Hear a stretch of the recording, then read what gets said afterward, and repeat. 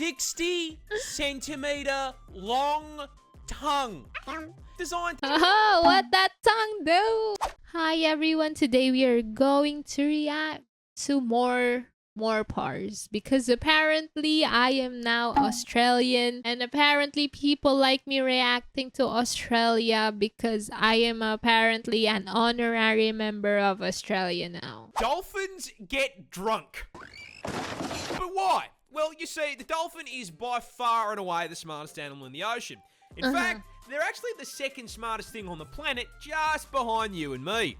This means they are smart. Oh wait, they are the smartest animal, right? No, the second smartest. Wait, he just mentioned it, but I just realized it. I think I learned about that in like elementary, I don't know. Enough to understand that the ideal way to spend your night is more plastered than Chad and Max on your average Cold Ones episode. There is just one problem. Last I checked, there's no bottle-o in Bikini Bottom. So how does a dolphin get fired for all? Simple. 2 shots of vodka. They abuse pufferfish. You see, due to the lack of underwater alcohol, dolphins need to find other ways to get their fix, which is where SpongeBob's driving instructor comes in. You see, pufferfish... It kind of slipped on my brain that Mrs. Puff is a puffer. I just thought that she's called Puff because she's cute, and then I realized, oh, she's a puffer fish. Sorry. That was so random. Sorry. Fish contain this really cool and totally not dangerous substance called tetrodotoxin. What is tetrodotoxin? You know, it's only one of the most potent natural neurotoxins on the fucking planet.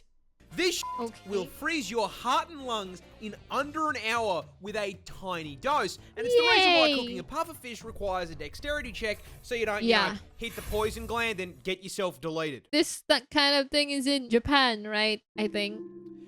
Now, puffers carry this as a defense mechanism as poison accumulates in their organs and skin. Why is that important? Well, you see, I kind of lied. Dolphins don't get drunk. They get high on neurotoxin. Wow, so Dolphins will nice. bully pufferfish until they inflate, then partake in a literal puff pass. By lightly squeezing the puffer in their mouth, they receive a small dose of neurotoxin, which has a narcotic effect, allowing Flipper here to trip balls before passing the unhappy basketball onto the next submarine stoner. Flipper and friends saw the deadliest neurotoxin on the planet and said, fuck it, let me try some of that. If you see this thing That was kind of cute. Wait, what is this? If you see this animal T-pose, run. If you see this thing T-pose, run. Introducing What is that? Isn't this, oh, wait, what is that animal again? Anteater. Is that how you pronounce it? Anteater? Anteater? How do you pronounce it? Anteater, a goofy little creature native to Brazil and... Wait, how did you pronounce it? How does it pronounce it? Introducing the anteater, a Anteater. Oh, wait, why did it... I pronounced it as anteater. Ever since. They eat ants. Wait, is this... Are you serious? Apparently it's anteater. Sorry, okay? I've never heard someone say it like this. I only just read it, okay? Goofy little creature native to Brazil, and to understand why the absolute stance on this bad boy is a threat to your health, you're gonna have to understand a little about his lifestyle first. Now listen, I know this may come as a shock to you, but the anteater eats ants. And weighing in at 40 kilos and 1.8 meters in length, he needs to consume upwards of 40,000 ants per day. Now, in order to help... He looks like a dinosaur. Oh, wait, he doesn't. What? In the picture earlier, it looked like a dinosaur. This one, this photo, it looks like a T-Rex or... No. Just the long neck dinosaur. I don't know what its name. I do not have knowledge with dinosaurs at all. I literally do not have anything. Meters in length. He needs to consume upwards of 40 40,000 ants per day. Now, in order Where to the help heck him do hit you his find bulking goals, 40,000 the ants? has a mystery mouse tool stored inside that Excel sniffer. A Whoa. 60-centimeter long tongue designed to What that tongue do? snake its way down an ant colony's tunnel network, smash into their living room, and abduct the entire cast of Bug's life and kinda convert them creepy. into a high-calorie meal. However, what that tongue do only goes so far, as an ant What that colony can tongue extend do? up to 4 meters underground, and termites Ow. live in high-rises, which means our boy here is going to have to do a little excavation to get to the goods. But last I checked, an anteater can't go down to Bunnings and buy a shovel. So how does he dig? Oh, that's simple, with the combat knives he has for claws. Yeah, anteaters are permanently cosplaying Freddy Krueger with a set of 4-inch claws, which, proving the effectiveness of a few inches, can crack through f***ing concrete. Now, these work great for digging, but they are also more than capable of flatlining. Good tongue and also good nails. When threatened, the anteater will rear up into a defensive T-pose. This is your sign, if you are smart, to turn around and all the way off. If, however, you were, say, some dumbass trophy hunter who really felt the need to try and stab an animal for no reason other than ego, the anteater will swipe at you with those claws, which are at the perfect height to nail you in a thigh, slip through your flesh like butter, and sever your femoral artery, causing you to bleed out. So this actually happened. Those wait, they're not tiny, but still, they don't look scary at all. 2 minutes while the anteater watches you go meet your ancestors. Can you imagine having to explain to your ancestors who felled woolly mammoths you got your packed up by the most unserious creature on the planet hitting a T-pose? Love MoreParz. Your voice is hella pretty, but I don't know where to look. Look down. You look down and then you see some 2 big 2 big eyes. It's 2 big eyes, yes. That is staring at you. Yes. That is what you should look at. This isn't a spider. It's a snake. Introducing the Iranian spider. It looks gross! Tailed horn I don't wanna viper, look. as the name suggests, native to Iran, and you are all probably wondering Bro, that literally sent a chill on my spine. Bro, I don't like it. I don't want to look at it. This snake has decided to attach a cosplay of the average Australian resident to his tail. The answer is food. You see, every known snake species is a predator. Some eat Bambi, others eat Remy, and the spider tail, not unlike myself, absolutely fucking loves KFC. However, birds famously tend to fly, and last I checked, note ropes don't have wings. So, how does this viper get his zinger box? The answer is, again, food. You see, birds eat insects, and the spider tail knows this. So, rather than trying to chase his prey down, this lazy fucker has evolved the evolutionary equivalent of DoorDash. You see, when a viper feels like a meal, it'll start the hunt by finding a nice rocky outcrop. Oh, it looks so gross. Couch. And due to the camouflage on his scales, this snake becomes practically invisible. Once he's I have now found my nightmare. I look so scared. I don't want to look at it. Slowly wiggle his tail back and forth in front of his face, perfectly mimicking the motion of an insect. Think of this as him placing his Uber Eats order. Meanwhile, up in the air, our undercooked chicken tender is flying around when, holy shit, a free meal! What a delectable bug, just sitting there on that rock. And so, Tweety Birdie swoops down to grab himself an insect Happy Meal. And just as he's about to reach his meal, this spider can remove your limbs. But how? A small spider. Recluse, native to the A what? Brown recluse? What?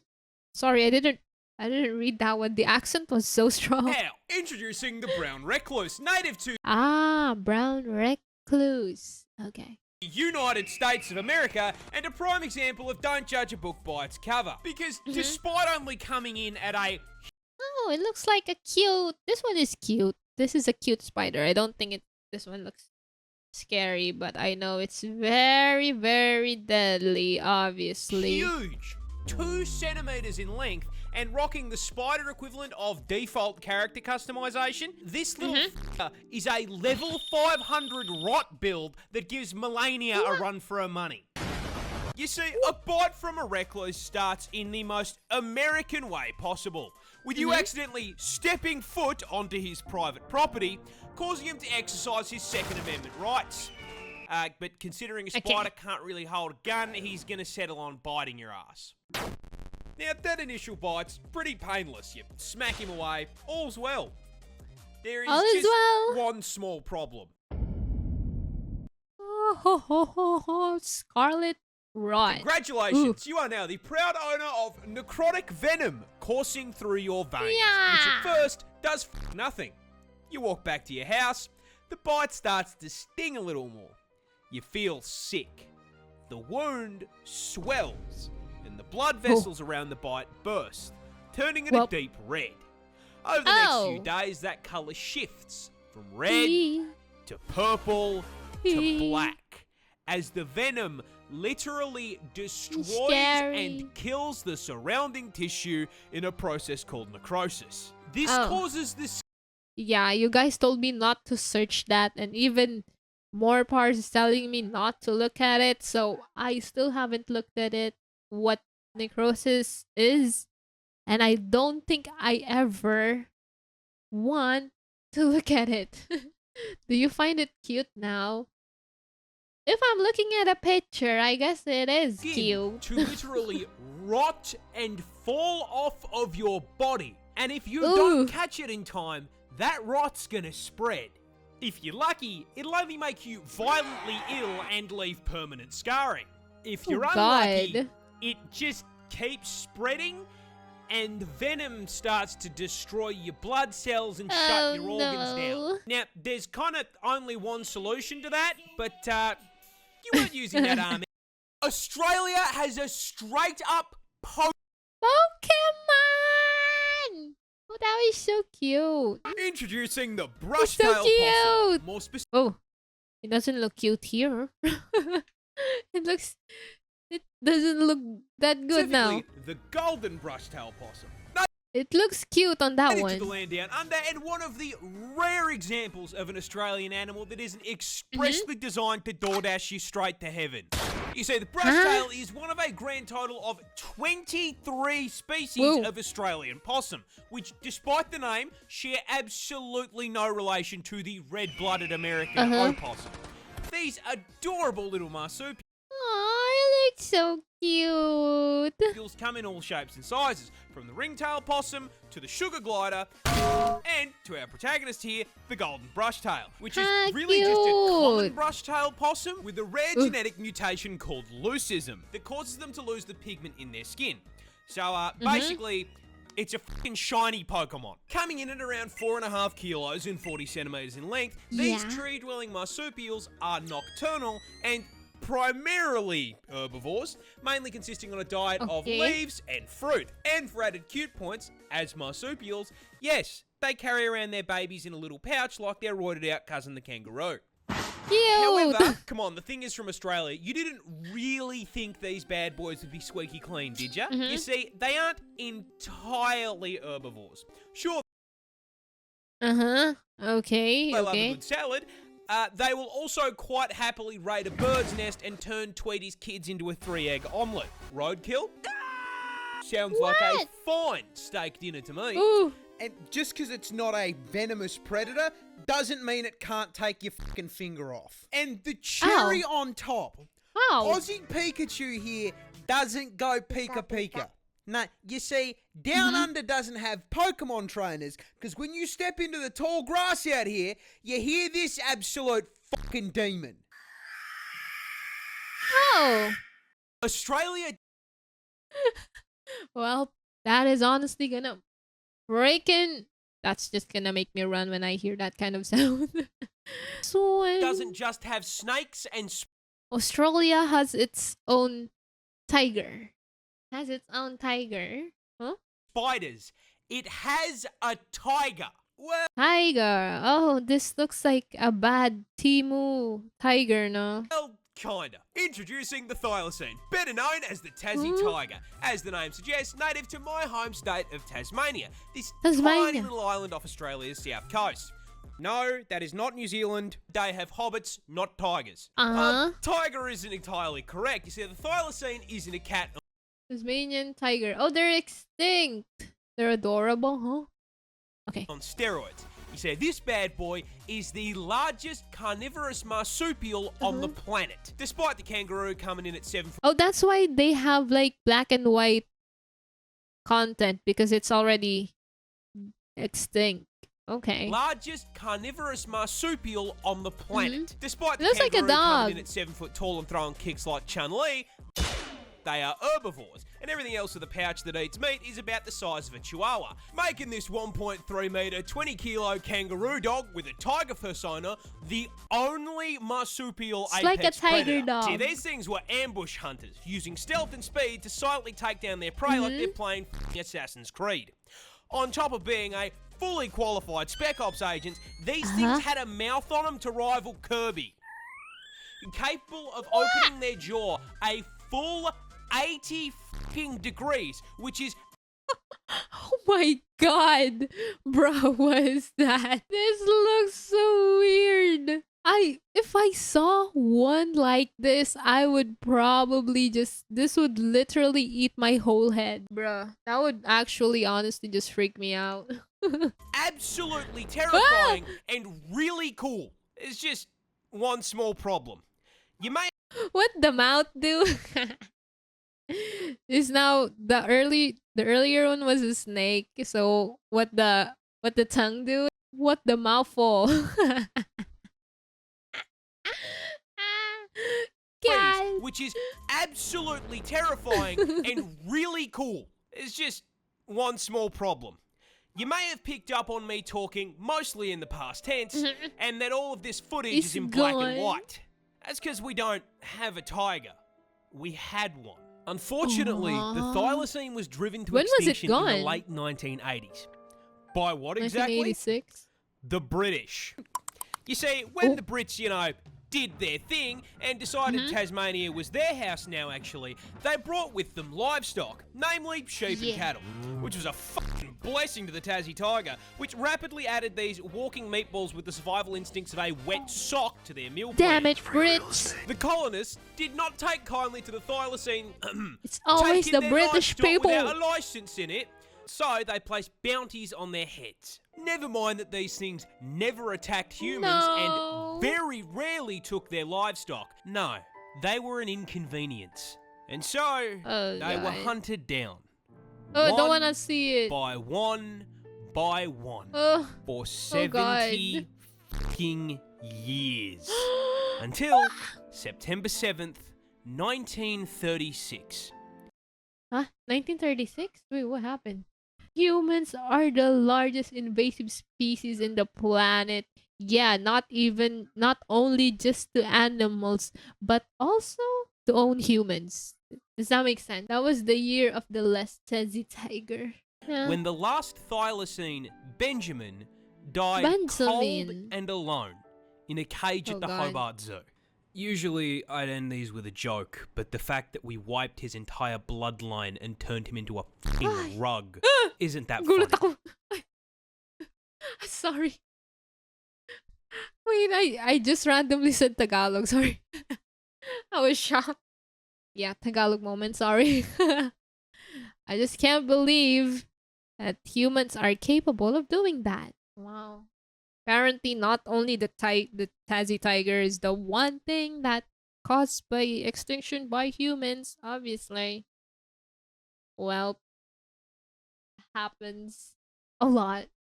Please take care of your local wildlife. Yerp. Australia just found a new record-breaking insect. But before I show him to you, That looks like a how mosquito. the do we keep finding new bugs? You see, Australia is home to an estimated 200,000 species of insect, which is pretty damn... Huh? What? 200,000 a day? Wait, sorry. I wasn't listening to earlier. an estimated 200,000 species of insect, which is pretty damn impressive, especially when you consider the only place you're going to find more bugs than that is by counting the fucking roach population in Asmongold's walls.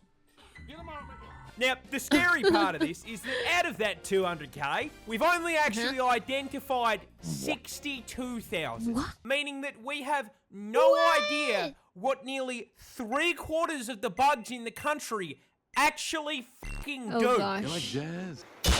And so it should come as no surprise that while exploring Australia's dense rainforests, Oh wait, this was only in Australia. Australia, like 200,000.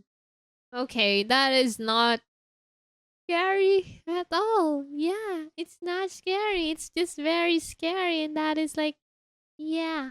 How do you name 200,000 species? Where do you store that information to? two scientists discovered a new record holder for the largest insect in the land down under, and it's a fucking stick bug. Wait, that is so cute. Wait, a stick bug? Introducing Acrophila alta, and coming in at a full 40 centimeters and 44 grams That in looks weight. so cool though. I don't think that qualifies as a stick insect anymore. That's What? fucking Groot. Australia's That's not a stick anymore, bro. That is... I don't very know. own Erd tree That is so avatar was weird. discovered in Queensland. Because of course It's a big was. boy. And despite being enough inches in length to make any man jealous, it's actually completely harmless. However, given how many oversized bugs we already have, if we find any more, I think they're gonna send the fucking Helldivers.